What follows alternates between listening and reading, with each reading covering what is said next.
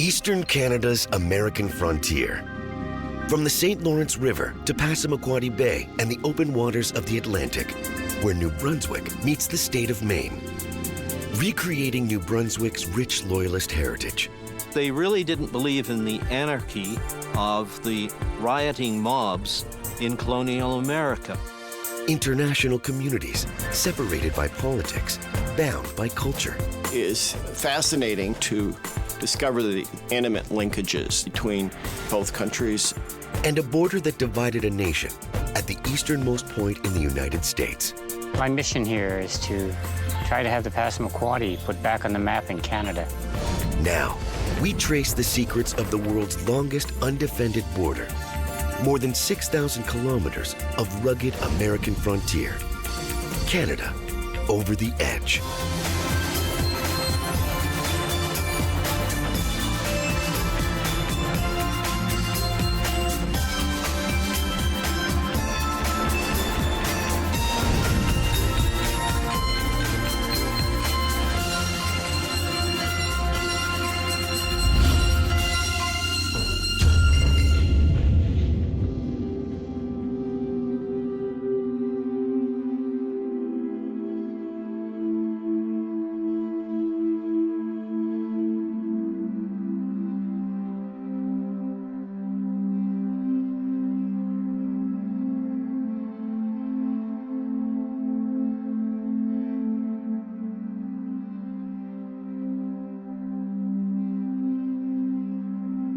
"100 kilometers northeast of Quebec City, Quebec's lower St. Lawrence region lies below.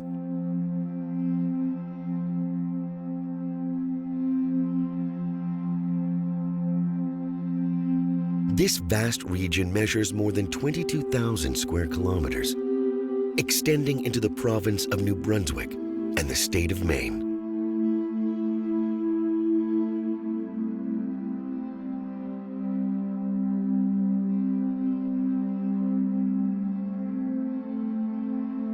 It is spectacular scenery, featuring tiny villages, rich forests, and fertile farmland.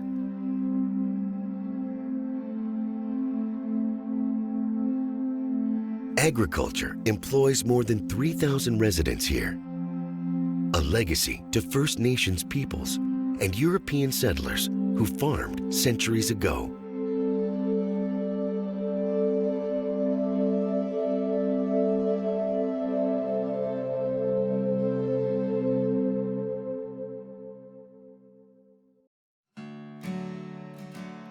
Now, just 50 kilometers north of the Quebec-Maine boundary, we reach the city of Rivière-du-Loup.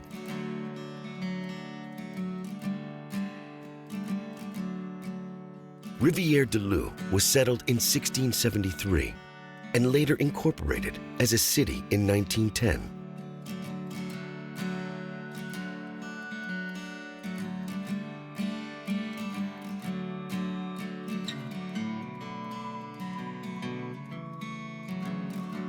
Today, it is home to just under 20,000 people, an industrial hub for the region, producing minerals, wood products, and pulp and paper.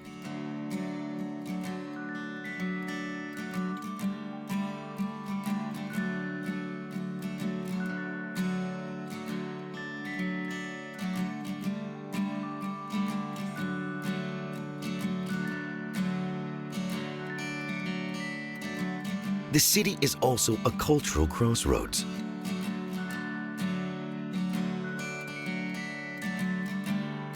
Its highways connect southern Quebec with the Gaspé region and the maritime provinces to the east.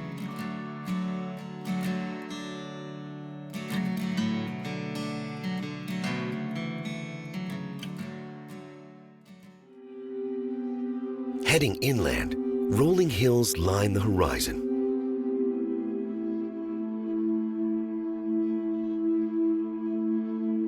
This marks the northern mainland extremity of the Appalachian Mountains, stretching 3,200 kilometers from Alabama to Newfoundland.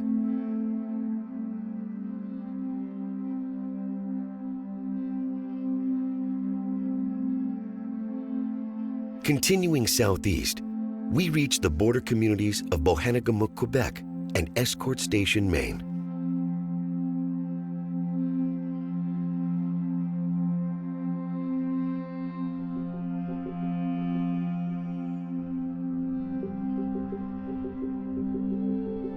They are unique frontier towns with custom stations set a kilometer apart on Rue de la Frontière, or Frontier Road.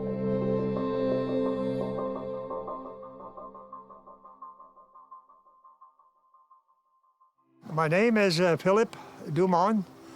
Originally, I was from the state of Maine, in Fort Kent, Maine, near the Clare, New Brunswick.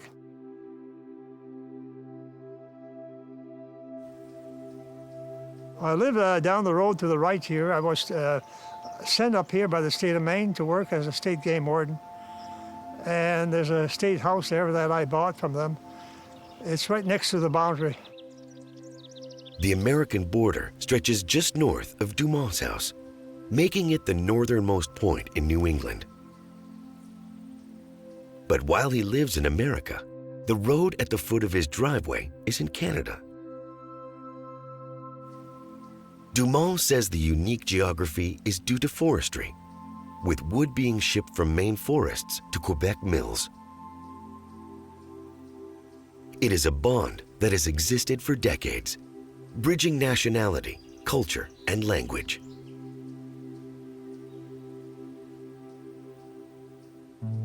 There was probably 300-400 Quebec people working in the Maine woods here when I came up here in 1957.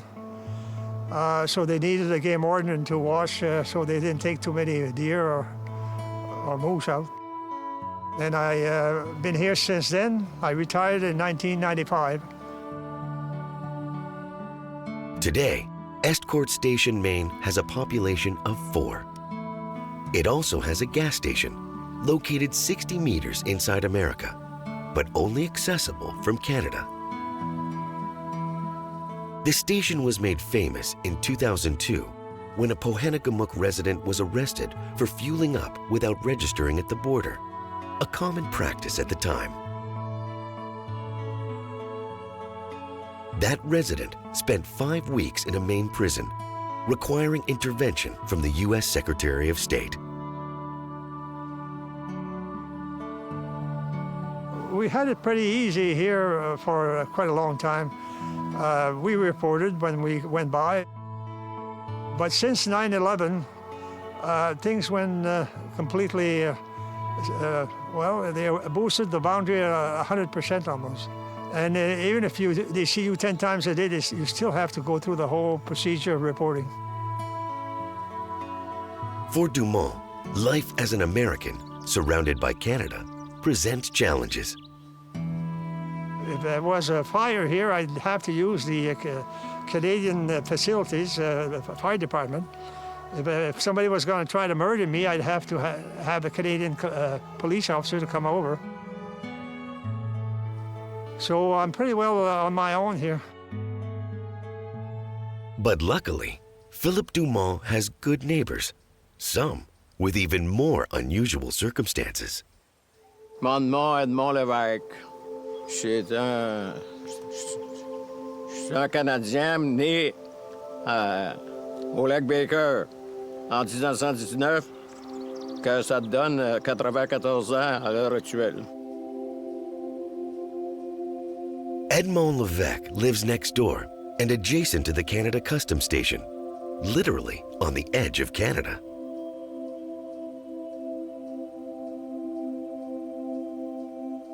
La frontière traverse ma maison à moitié 1, moitié l'autre. Elle a été posée ici sur la frontière, ça fait 100 ans. Elle a été logée en 1910. La frontière était juste une frontière line, mais n'était pas désirée comme elle est aujourd'hui. Lévesque says his house is of another era. Il prenait un morceau de terrain, puis il se logeait, puis il se disait, ben là, je suis chez nous. Despite the changes, Lévesque says life has been good along this unique frontier. There's only one issue. Non, moi, ça m'a jamais causé de problème. J'ai jamais eu de problème avec les autres, les Américains et les Canadiens. Je suis chanceux, je spectacle des deux parts, des deux côtés.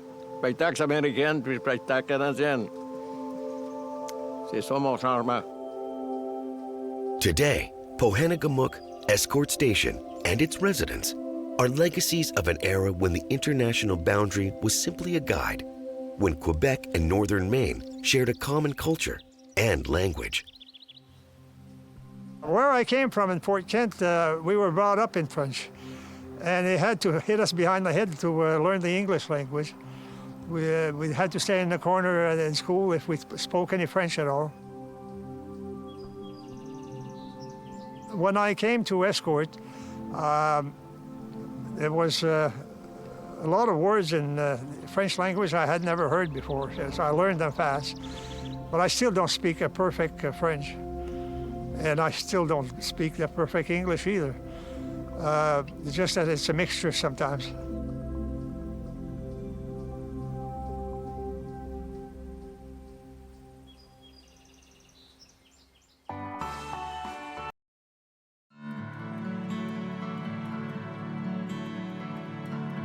The communities of Pohegemanook and Escort Station sit just kilometers from the intersection of three political boundaries: Quebec, Maine, and New Brunswick.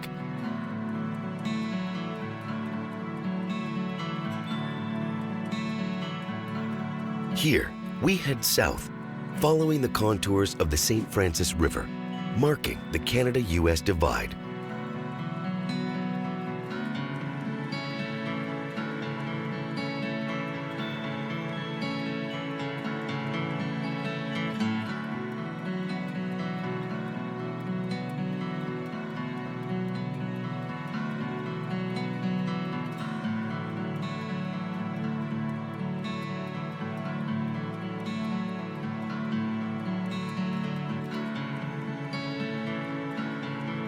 This pristine body of water flows 120 kilometers, from its source at Pohegemanook Lake to its outflow at the St. John River.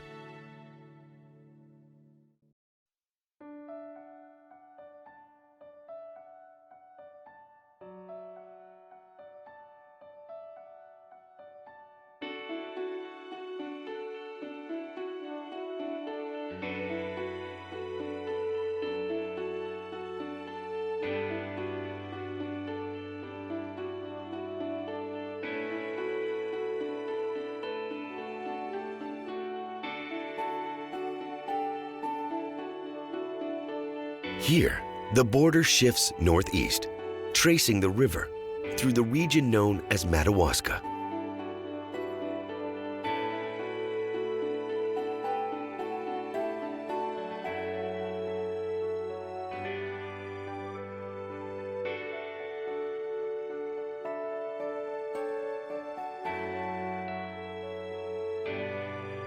Madawaska is home to friendly border towns, gentle rolling hills, and ornate cathedrals.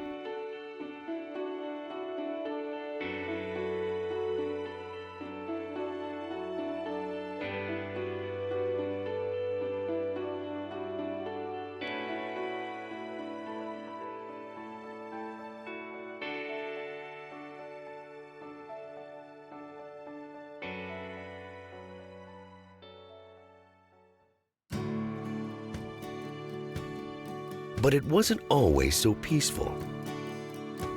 This section of boundary was largely undefined and disputed for decades.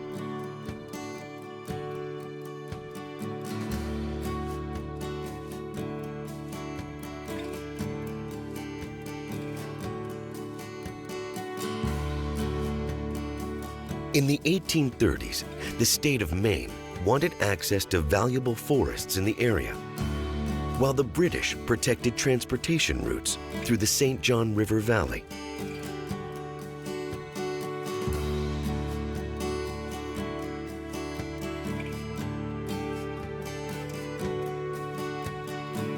Meanwhile, French settlers, known as Les Brayons, considered themselves part of the independent Republic of Madawaska. Tensions simmered for more than a decade, but thanks to strong diplomacy, no blood was spilled.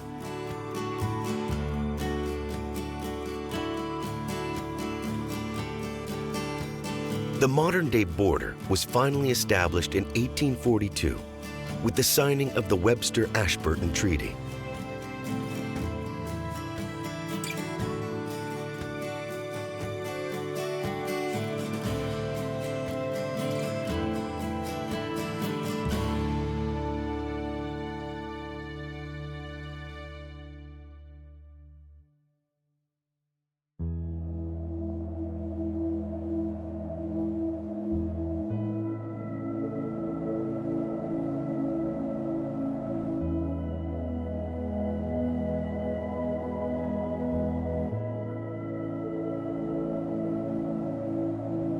To the east, the border city of Edmundston is set at the junction of the St. John River and the Madawaska River.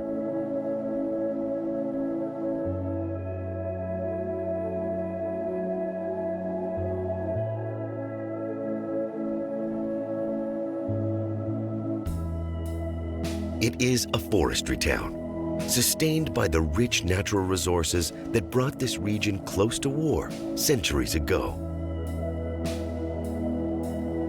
And in homage to those turbulent times, the mayor of Edmundston is considered the honorary president of Madawaska.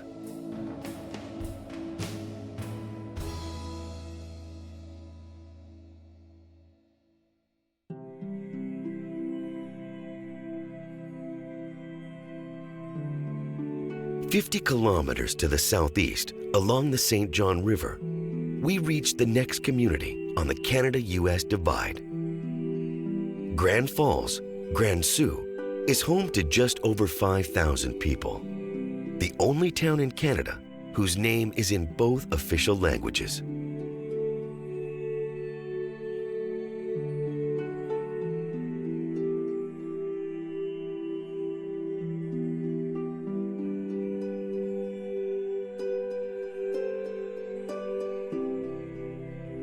The town is named after the largest waterfall east of Niagara Falls, located in the heart of the community, lowering the St. John River by 23 meters.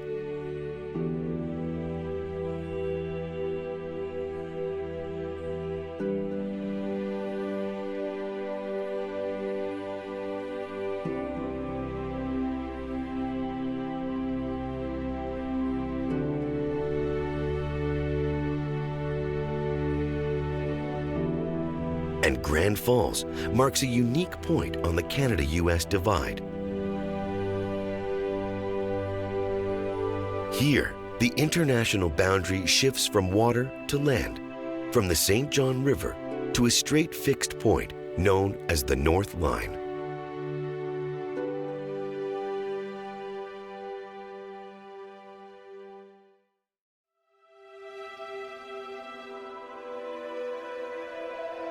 South of Grand Falls, New Brunswick, the Canada-US frontier is marked by the North Line. The line was established with the signing of the Treaty of Paris in 1783. It determined the border would stretch north from the source of the St. Croix River.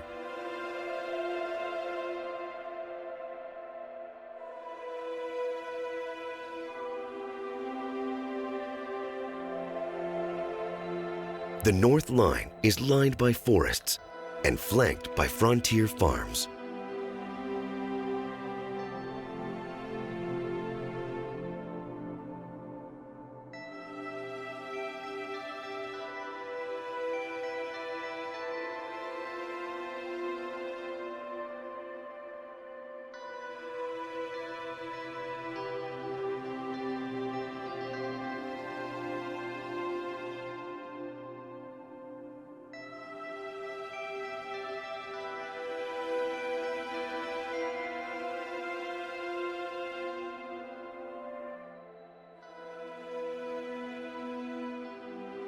And 125 kilometers south, we reach an obelisk known as Monument 1, marking the source of the St. Croix River and the end of the North Line.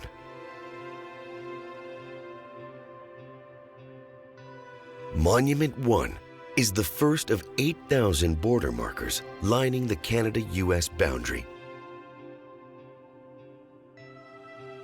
Beginning along the New Brunswick-Maine frontier,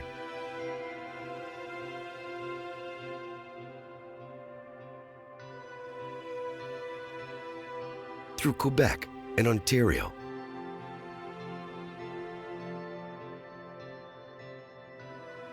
all along the 49th parallel, and finally, the northern Alaska frontier.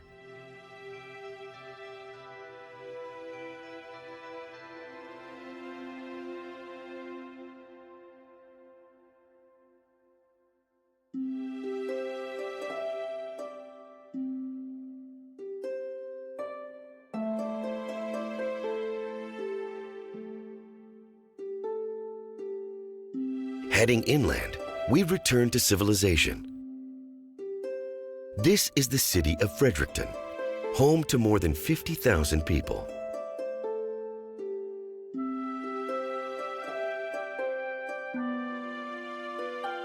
Fredericton was originally known as Frederickstown, after the second son of King George III.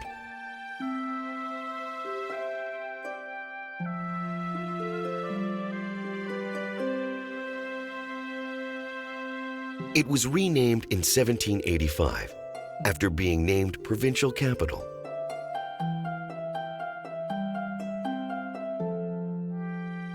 The city is located just 90 kilometers from the American border.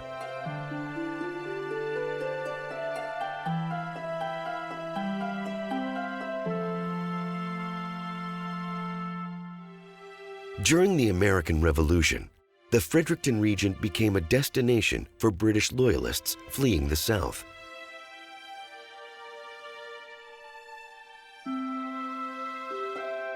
It is a legacy that can be seen and experienced at the nearby settlement of King's Landing.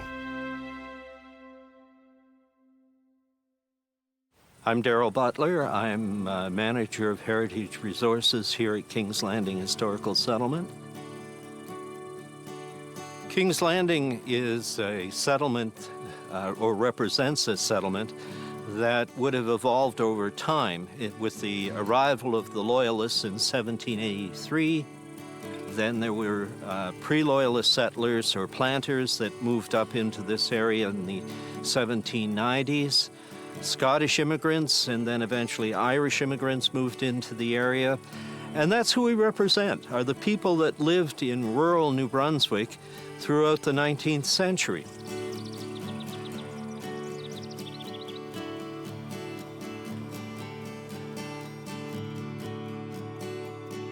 King's Landing's story began with the construction of a dam in the 1960s, as 12 original Loyalist farms were relocated here. Decades later, King's Landing has expanded, featuring many period attractions, including horse-drawn wagons, a sawmill, blacksmith shop, and a wool processing house. And we're in front of the blacksmith shop. It really represents a typical shop about 1860, when the blacksmith was repairing every tool in the village, shoeing horses, and making things for use around fireplaces and domestic utensils of all kinds.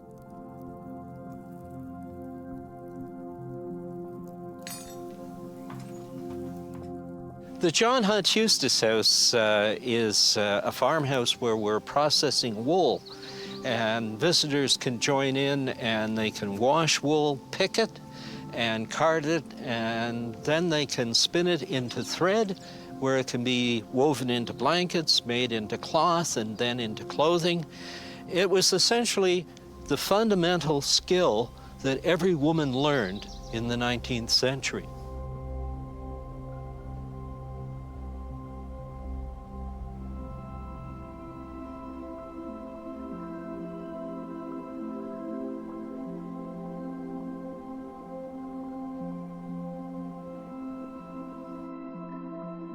And behind the scenes, the secrets of the facility are revealed. King's Landing preserves some 60,000 artifacts, recreating an entire palette of 19th century life. This is the wardrobe department of King's Landing, and the employees here are very skilled.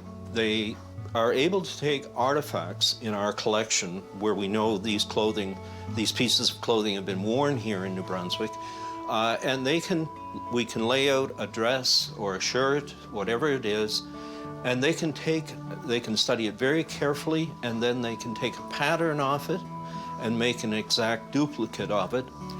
And that's the clothing that our staff wear when they're on site working in the settlement of King's Landing. So this is a behind-the-scenes building, but it's where a lot of things, very important things, happen.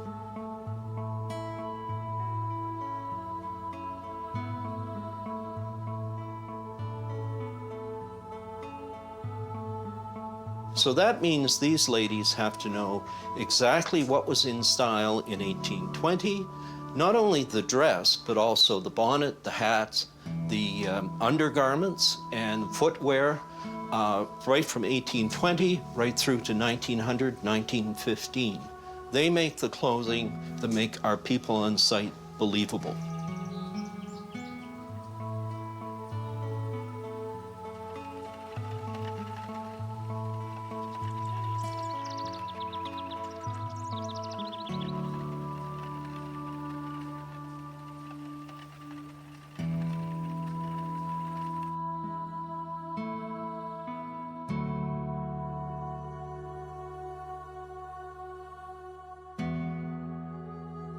Darrell Butler has worked at King's Landing for 41 years.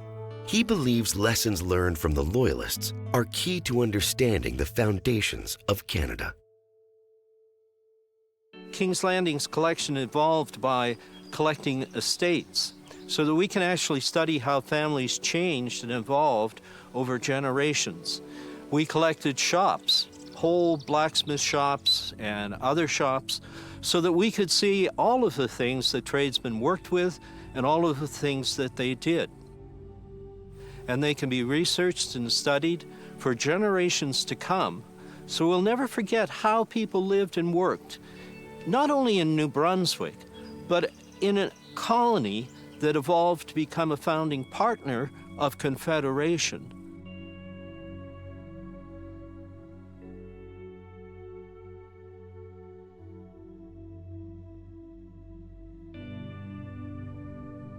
The Loyalists really laid the bedrock for Canada's identity.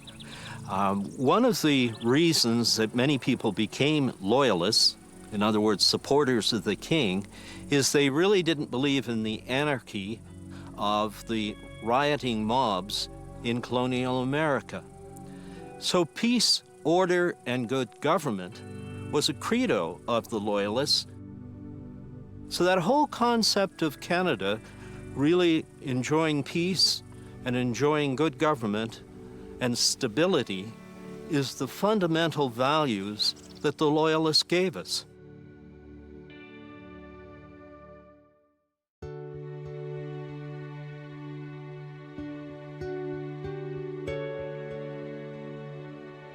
"60 kilometers southwest of King's Landing, the boundary waters dividing Canada and the U.S. are lined by unique border towns.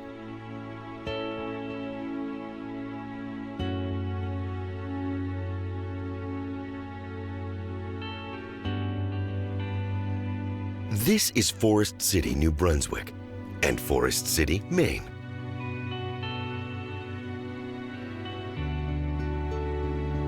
Combined, they are home to just 20 permanent residents.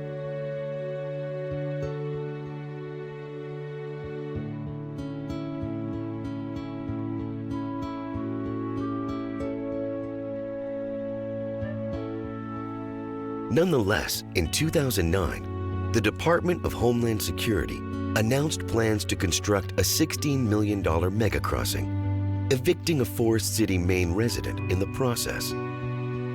But that resident was a former staffer to a Maine senator and used Washington connections to fight back.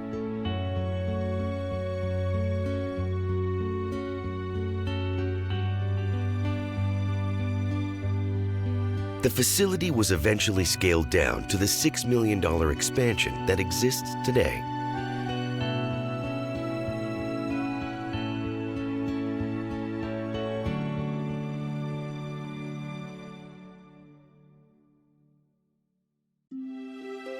Further southeast, we reach the border communities of St. Croix, New Brunswick, and Vanceboro, Maine.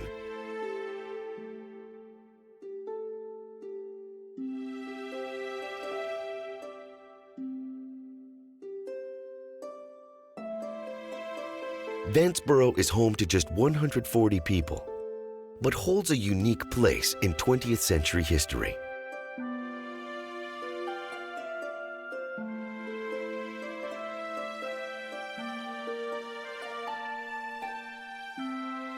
The Vanceboro Rail Bridge was the site of a 1915 bombing by German reservist Werner Horn.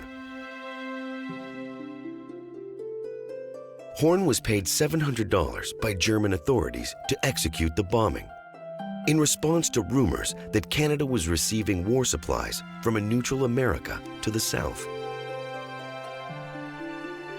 The bombing was unsuccessful, and life in Vanceboro returned to normal.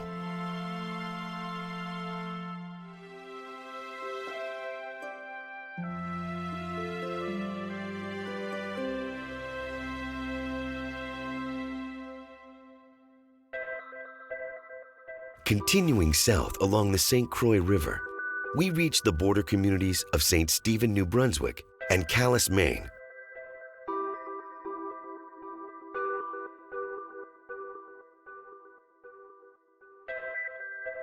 These two communities have coexisted for centuries, with families, friends, and employment, often an entire time zone away.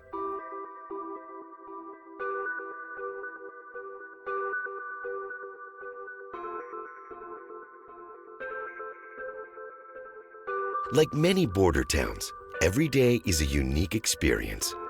A life that local clergyman Mark Hatfield has a unique perspective on. My name is Mark Hatfield. I'm the senior minister at Kirk McCall United Church in St. Stephen, New Brunswick.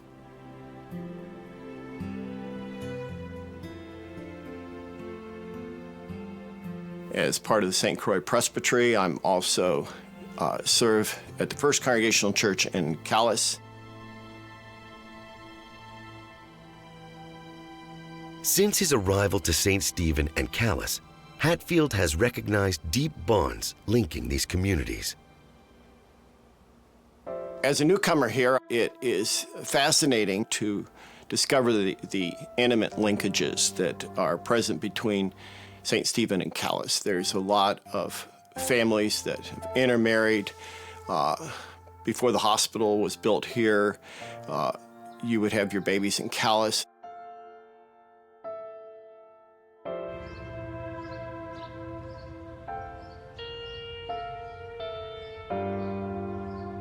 If there's a major fire, we have collaboration from fire departments on both sides.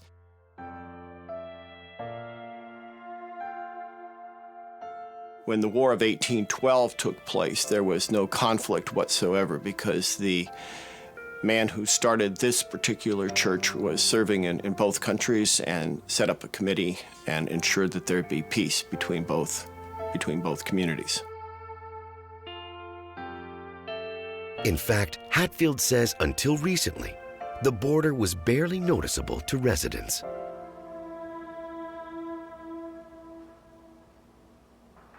I think anyone who was here before the regulations tightened would say that it is, it's altered the pace. It was certainly a much more casual, just back and forth without ID checks. In the time that I've been here, since 2005, everything's ramped up on the Canadian side. They are now armed. And it is mandatory to show your identification every time you go across, no matter how well they know you. But increased wait times and security checks make Hatfield Sundays busier than most. I conclude my service here at noon, and I start the service over in Calais at 12:30 Canadian time. On my bike, I have to go in the building to get processed there on both sides. You have to carry your ID. I wear a little backpack with my water bottle in it, my Bible, my sermon remarks. Despite changes in security, Hatfield says Canada-U.S. relations remain strong, and crossing into America is a positive experience. But I would like to throw in a word about the people who work in the booth in both countries. That's challenging work, it's shift work, and they do a good job. And it's stressful work. There's a lot of people to process, and the people who are in the booths have many responsibilities.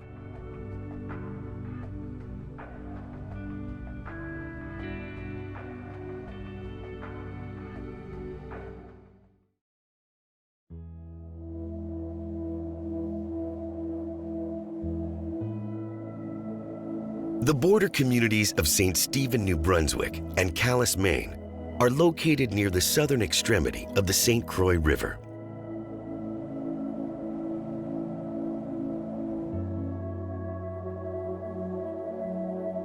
"10 kilometers downstream, we soar high above one of the earliest European settlements in North America.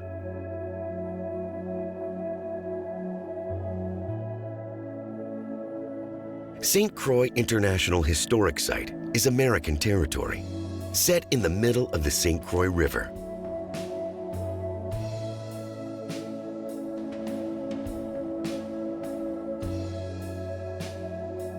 It was here that the first French explorers attempted a permanent settlement in 1604.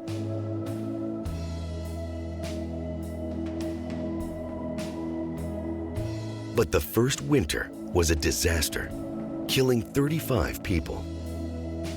The survivors headed for Nova Scotia and established a successful settlement at Port Royal.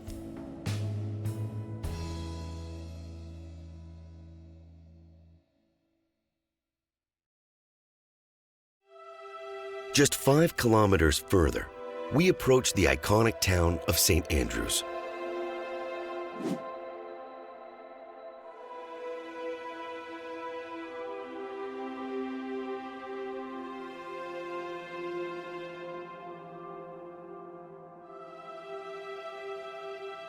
Like Fredericton, it was founded by United Empire Loyalists in 1783.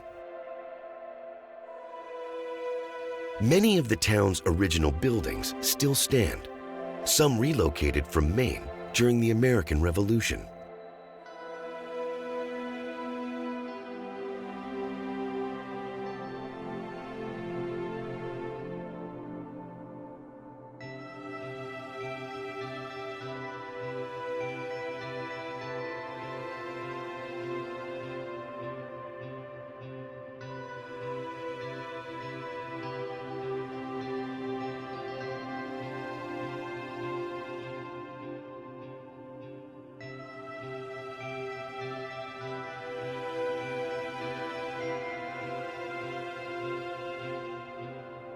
St. Andrews sits just a kilometer away from the American border, where the St. Croix River widens to form Passamaquoddy Bay and the Atlantic Ocean beyond. It is spectacular scenery, with the borders of both nations weaving in and out of the islands here.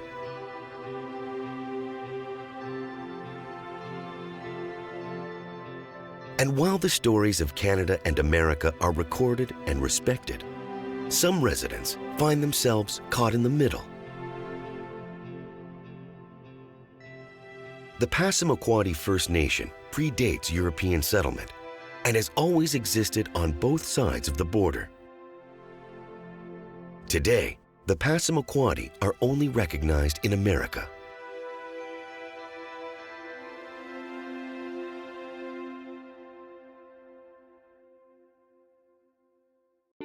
My name is Hugh Michael Lackergy. Yesterday I turned 67, and I'm the chief of the Passamaquoddy peoples in Canada.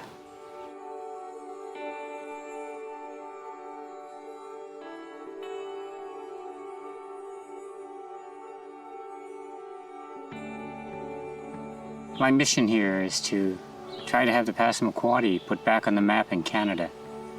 We've been written out of history, we've been written out of a lot of things, including our very existence in this place called home.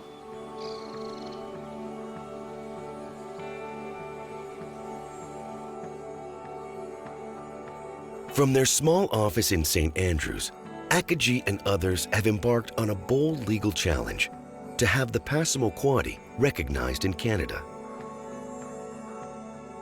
Here, they maintain an impressive collection of artifacts and documents. Acadie says each year, more facts come to light.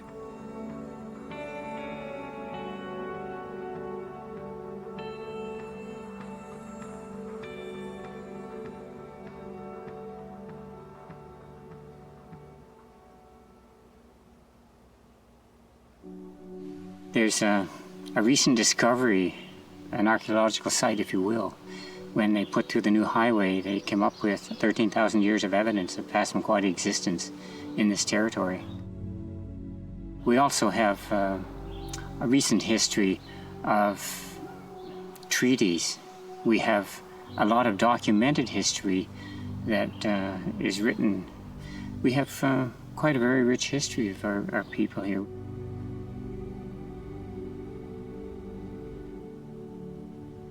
But convincing the public continues to be a challenge.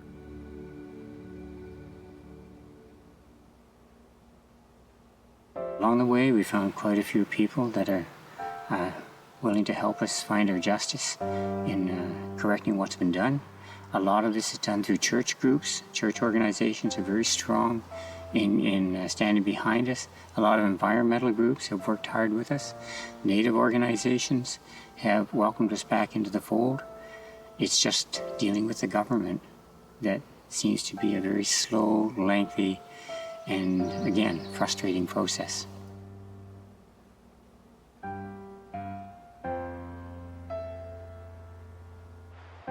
Just kilometers from the Passamaquoddy office, Acadie reflects on the history and the border that has divided his people.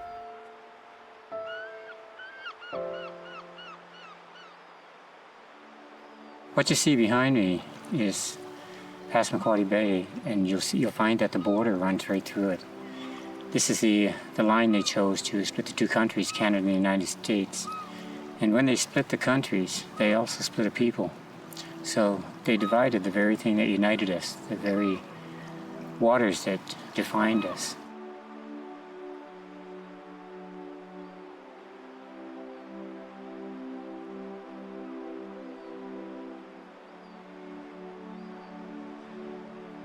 It's been very difficult to maintain culture across the waters. A lot of the elders that used to come here quite frequently, because it was no difficulty, are now finding it impossible, because they look at this passport system quite simply. I didn't need a passport before, why do I need one now? And they won't go out and get these things. They're older people and they've made their mind up. So the language speakers are pretty well trapped on the other side of the river, and we've lost access to that. Mind you, I know what most people say, it's easy, we can travel that way ourselves, but it's not the same as bringing the language to the land. And that's very critical and very important to the culture.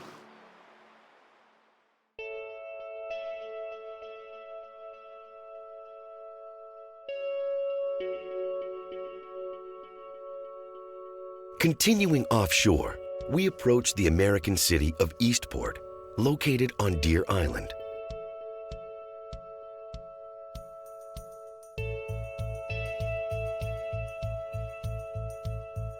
Eastport is known for being captured twice by the British, once during the American Revolution and once during the War of 1812.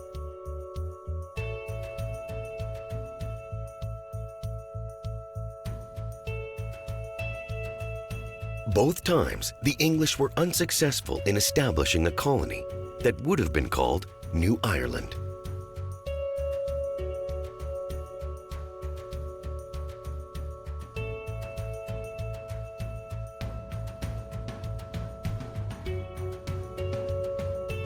Further south, we reach the town of Quebec. It is the easternmost town in America and connects to Campobello Island via the Franklin Delano Roosevelt Bridge.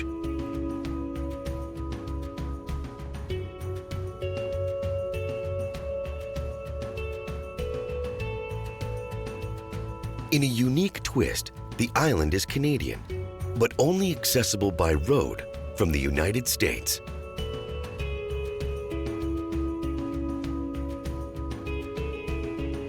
By the 1880s, Campobello Island had become a getaway for wealthy Canadian and American landowners, including a New York couple named Sarah Delano and James Roosevelt Sr.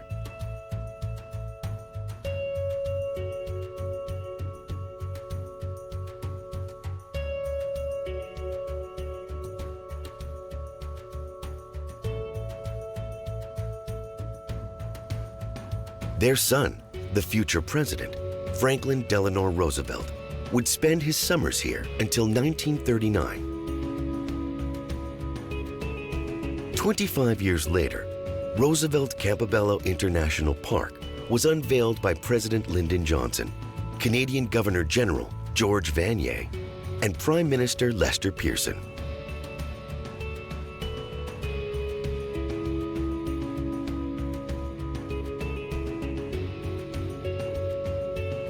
A Canadian island, accessible only from America, and home to an American president, at the easternmost point of land shared between two great neighbors.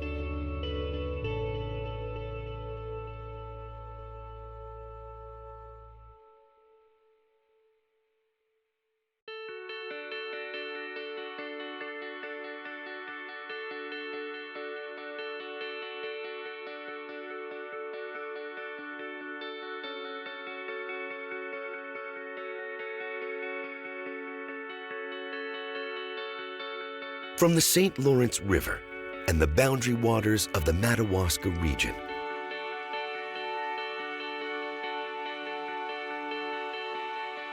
to the iconic Loyalist settlements of Fredericton and St. Andrews,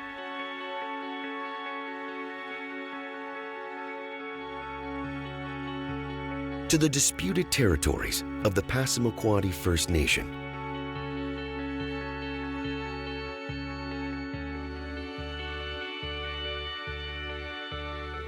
Eastern Canada's American frontier is a mix of borders and cultures.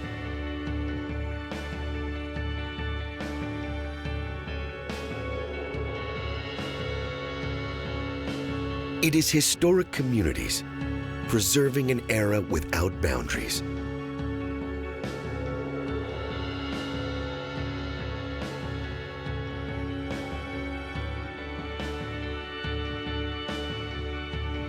Modern border towns enjoying shared traditions.